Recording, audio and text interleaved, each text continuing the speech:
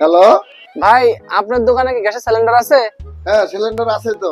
একটা কাজ করেন, পেছন দিয়ে ঢুকাই নেন। আরে মজা নিতে।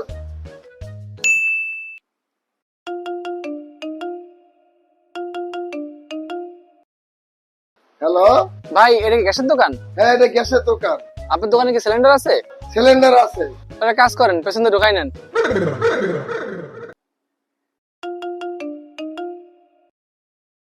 হ্যালো।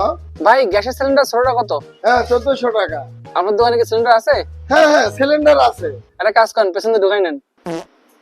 কোন জানোর আমার লগে মজা নিতেছে রে।